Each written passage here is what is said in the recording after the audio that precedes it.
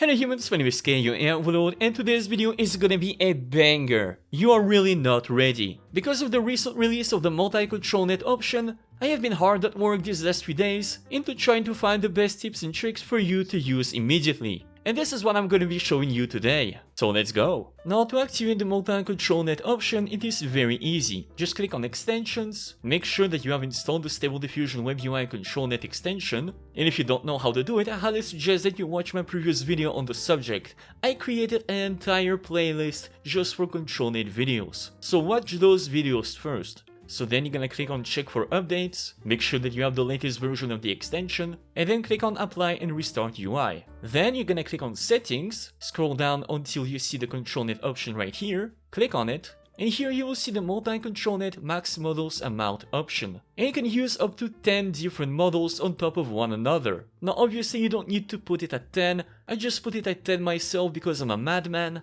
I wanted to see what kind of images you would get if you put all of these models on top of each other. And spoiler alert, don't do it, it's useless. You just create like this very weird, super dark image, so don't do it. And usually at most, you will be using 3 different models at a time. So just select 3 models right here, and then click on apply settings. And then reload the UI. And now as you can see, we have a bunch of different control net options, one after the other. Meaning that now you can very easily stack up to 3 different models on top of one another. And that's really super cool. Also, quick side note, it looks like they also added this little option right here, this little camera icon, that basically allows you to use your webcam to capture an image right here. So for me, for example, it is currently connected to my webcam, so if I click on this icon right now, you will see me live for the very first time. So consider this like the official face reveal. Oh, hell no, man. Yeah, boy.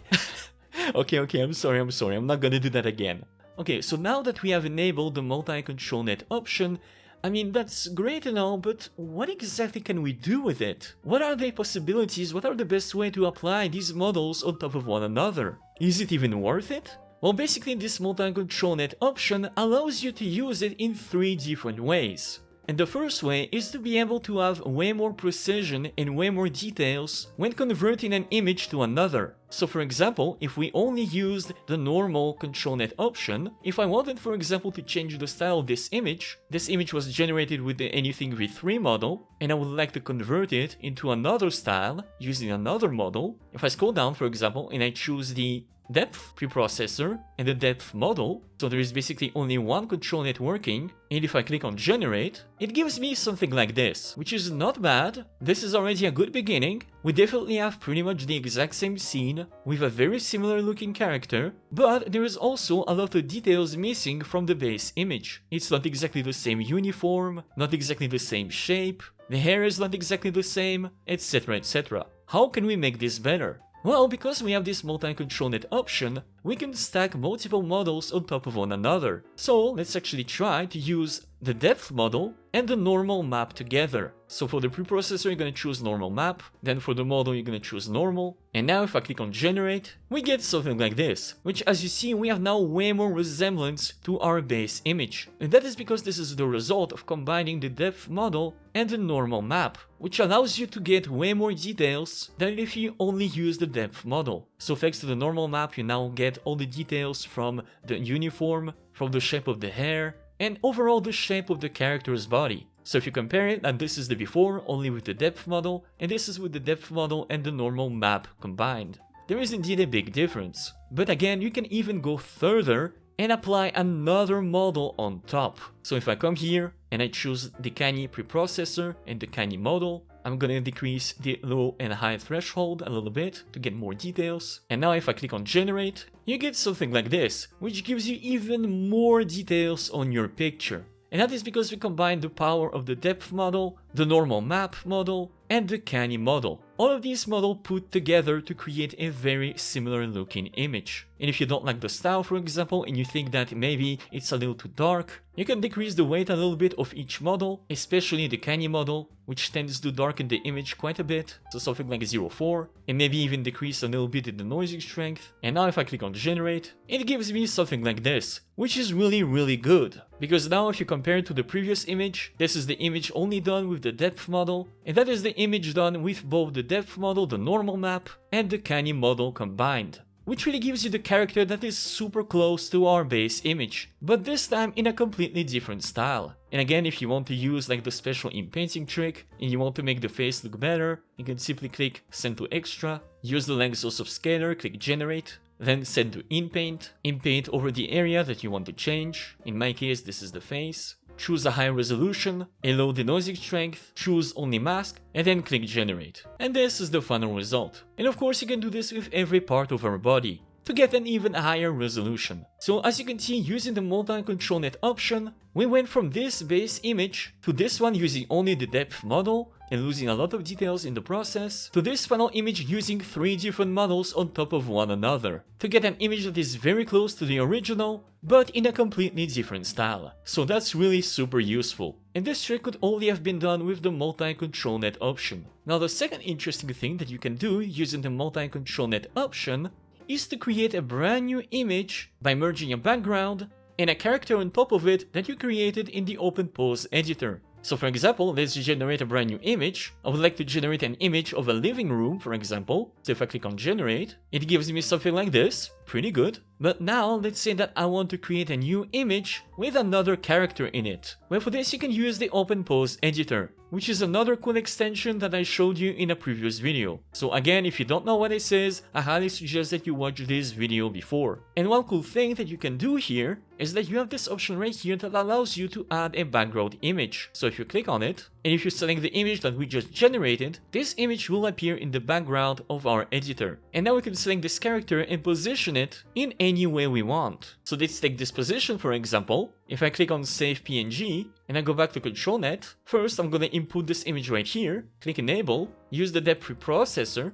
then the depth model, and in the next ControlNet, I'm gonna choose the OpenPose image that we just saved. Then click Enable, do not choose anything for the preprocessor, just come here and choose the OpenPose model. And now, if we go back and we write something like man dancing in the living room, decrease the weight a little bit, and then click Generate, it gives us something like this, which is indeed a man dancing in the living room. And that man is in the exact same position as our OpenPose editor model. So as you can see, thanks to the multi-controlnet option, you can create very precise images by combining a background and the position of a character. And if you want to keep the exact same background and the exact same character, don't worry because I'm gonna show you later how to do it. Now another option that was recently added is the guess mode option. And this is actually really cool, because the way it works is kinda like the Instruct Pix2Pix model, in the way that it will understand exactly what your image is without having you type anything in the prompt box. So for example, if I upload an image of this beautiful woman and I click on Enable, choose the Canny preprocessor and the Canny model, then choose 50 for the sampling steps with a 4 for the CFG scale, and if I don't put anything in the prompt box and I click Generate, it gives me something like this. Not bad, but very interesting nonetheless. Now if I choose the exact same seed, and now if I click on Guess Mode, and if I click on Generate, suddenly we have something that is way more beautiful, with way more colors, way more stylization, and just overall a more interesting image. So now I would like to transform this image into an anime girl. So if I put here in the prompt anime, and if I uncheck the guess mode, and I click on generate, it gives me something like this, which is okay, fine I guess, I suppose. It's not that bad, it is indeed anime-like, but not exactly what I was expecting. However, if I come here and I check the guess mode, and now if I click on generate, with the exact same seed, we now get something like this, which is definitely way more anime-like than what we had before. So for example, this is the before, and this is the after. And this is the exact same seed, with the exact same parameters, except that this one was done with the guess mode on. And that's really super impressive.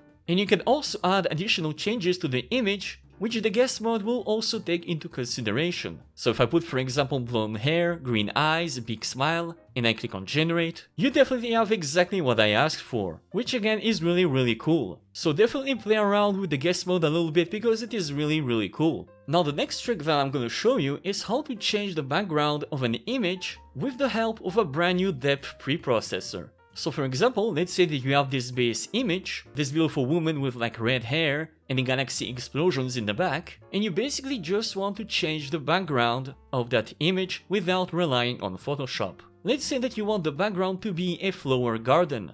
Well, for this, we're going to be using a brand new preprocessor called Depth Res. And what's really cool with this preprocessor is this little option right here that allows you to remove a percentage of the background. So for example, if I click on Enable and I choose the depth model and I change the remove background percentage to something like 78%, and then I click on Generate, you see now that the characters stayed almost the same, but the background has been completely changed. Because you can see that here the background has been completely removed thanks to the remove background percentage option. And the higher the number, the more background it's gonna remove. And of course, the lower the number, the less the background will change, as you can see right here. So for example, if we take the previous depth preprocessor that doesn't have this background option, and we click on Generate, here the background does not look like a flower garden at all. And that is because it hasn't removed all the background from the base image. So again, if you only want to remove the background of an image without modifying too much the base character, simply come here, choose the Depth Res preprocessor, increase the remove background percentage into something like 67%, and then click Generate. And as you can see now, the background has been completely changed to match what we put in the prompt right here.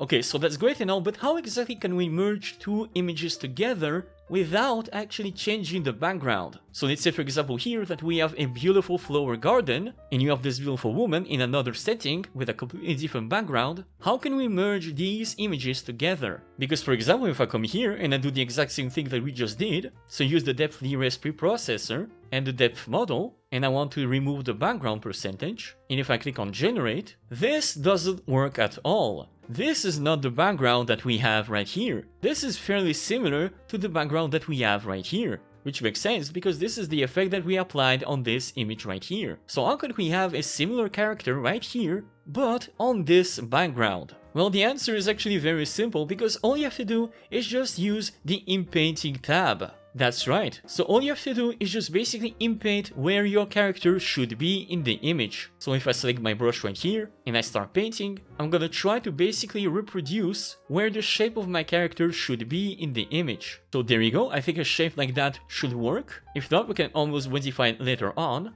And now here's my little trick for you, is that we're gonna be combining two different models together to have the best results. So first we're gonna choose the depth preprocessor with the depth model. Then on the second control net, we're gonna input the same image, click Enable, and now we're gonna use the Canny preprocessor and the Canny model. This way we're gonna capture even more details from the base picture. But here's the problem. If we leave it like that, with the weight at 1 for both the depth and the Canny model, if now I click on Generate, you get something like this. So as you can see, we have now the exact same background that we have right here, with the same exact character that we had down below. But unfortunately, as you can see, the character does not blend very well into the scene. There's almost like a difference in colors, in contrast, and overall it could be a little bit better. So here's my advice to you. To get better images, you should definitely play around with the denoising strength and the weight for each model. So personally, I found that if I put something like 0.35 for the depth model and 0.25 for the Canny model, and then decrease the denoising strength to something like 0.8, and if I click on Generate, it gives me something like this, which is basically perfect. We have the same exact character and the exact same background combined together into a brand new picture, which makes this inpainting trick super powerful, because this is by far the best and most precise way of combining two different images together while still keeping the exact same style. So definitely try it out yourself, play around a little bit with the denoising strength and the weight of these models, and you will see that you will have very cool images. And if for example for some reason you decide that this image is not integrated enough, you can decrease the denoising strength even further to something like 0.72, and then if you click on Generate, you will see now that your final image will be even better integrated into the background and will share a lot of similarities and a lot of lighting sources from the background image that you have right here. So again, this is a very super powerful technique, so definitely try this out. This is definitely one of the coolest tricks that I personally discovered these last 3 days. And now you know this too. Now here's another super cool trick, you're gonna love this one. Did you know that you can easily change the mood and lighting of a scene using ControlNet? Well, it's actually very simple. So first you're gonna input your prompt. In the ControlNet panel, you're gonna input the image that you want to change. So in my case, it will be this one. Then you're gonna click Enable, choose the Depth preprocessor or the Depth Res. It doesn't really matter. Then choose the depth model. And here you're gonna choose an image that you want to take the light from. So in my case, I choose a simple image from Google, which is simply basically a light bulb that basically shines light. And here, if you click on this button right here, it will basically allow you to resize the image and then focus on what part of the image you want to take the light source from. So for example, this is my image. If I put my image right here, the image that will be generated right here will have a light source that is positioned on the top right corner. And you will see that this will change the image drastically. So if I click on generate, it gives me something like this, which is really super cool. So we went from this image to this one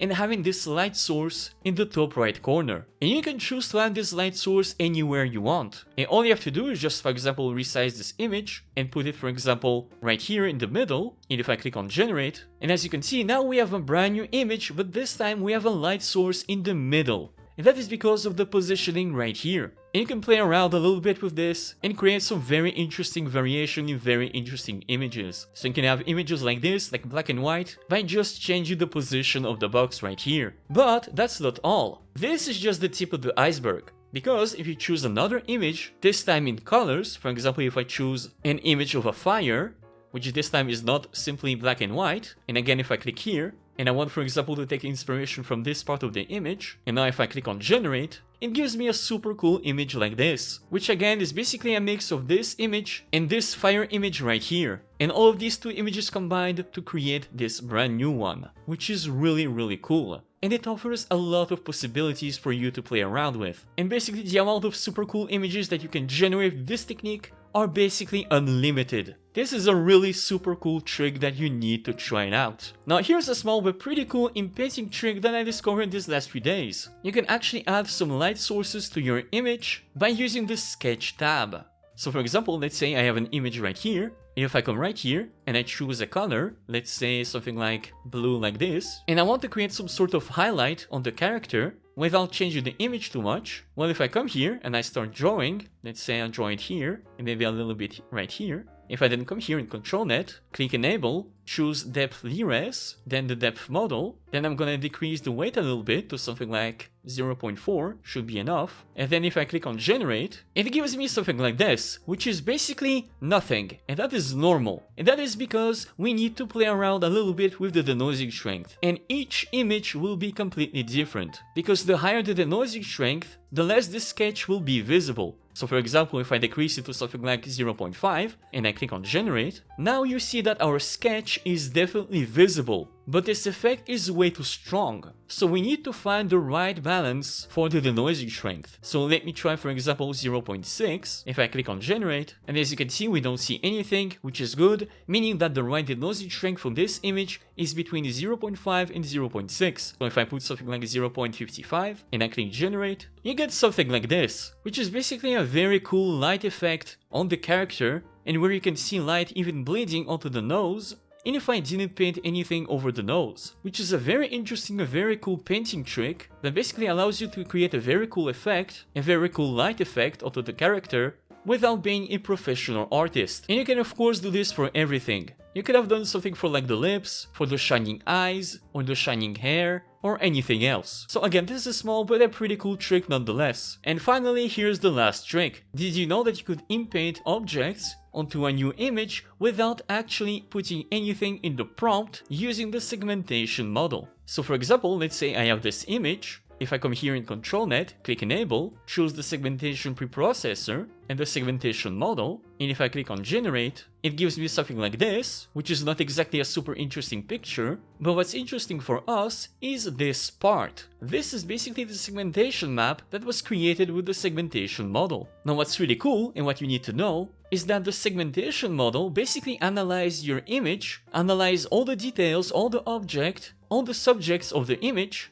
and create a map which is color coded. That's right, all the colors that you see right here are not chosen at random. They are very specific and very precise, meaning that for each image, each time that you will have, for example, a subject, you will have this color right here. Meaning that every object, every subject, every things have a specific color attributed to them. And you can see all the colors attributed for each subject and each object in this Excel document right here. So you'll know that the sky will always be represented by this color, the bed will always be represented by this color, the grass will always be represented by this color, etc, etc. Meaning that we could, in theory, take this image, repaint this image with another color in Photoshop, for example, and then put it back into ControlNet, run it through the segmentation model, it should give us, in theory, a completely different image. So let's actually put this to the test. So I'm gonna save this image, go into a software like photopea.com, which is basically a free Photoshop online. I'm just gonna click here, open from computer, take this image, and for example, let's say that I want to input something like flowers, and maybe a clock right here. Well, for this, we're gonna take this document, Control F, to search for a word. Let's look for flower, and there's flower right here. That means that we need to use this color right here. So I'm gonna take this color right here,